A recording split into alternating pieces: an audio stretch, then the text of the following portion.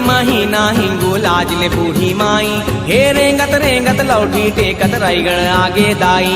कुंवार के महीना हिंगू लाज ले बूढ़ी माई, हे रेंगत रेंगत लौटी टेकत रायगढ़ आगे दाई। लंगुरे द्वार माँ खड़े है ठाकुर देव रद्दा जो है, लंगुरे द्वार माँ खड़े है ठाकुर देव रद्दा जो है।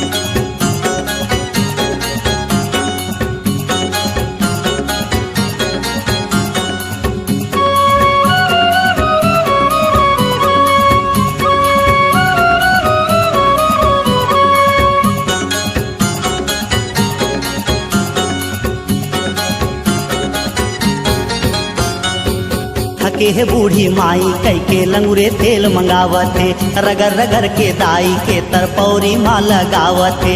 ठाकुर देवता आमे हरदी पीस के लगावते, दुनोला दे के बूढ़ी माई मने मन मुस्कावते। देवते आशीष होवे नाम तुम्हर भारी, मोर संग पूजा करही तुमरो नर नारी। कुंवार के महीना हिंगू लाज ले बूढ़ी माई, हे रेंगत रेंगत लौटी टेकत रायगढ़ आगे दाई। कुंवार के महीना हिंगू लाज ले बूढ़ी माई, हे रेंगत रेंगत लौटी टेकत रायगढ़ आगे दाई। लंगुरे द्वार माँ खड़े है ठाकुर देव रद्दा जो है, लंगुरे द्वार माँ खड़े है ठाकुर देव रद्दा जो है।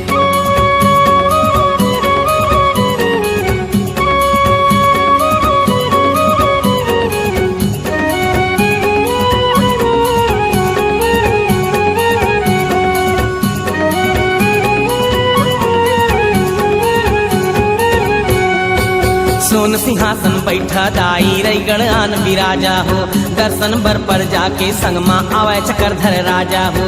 गाँव गाँव माँ नेवता भेजे जस गाए बर आवा हो, नादिर दिन ना तबला टुक्की मांदर ताल मगावा हो।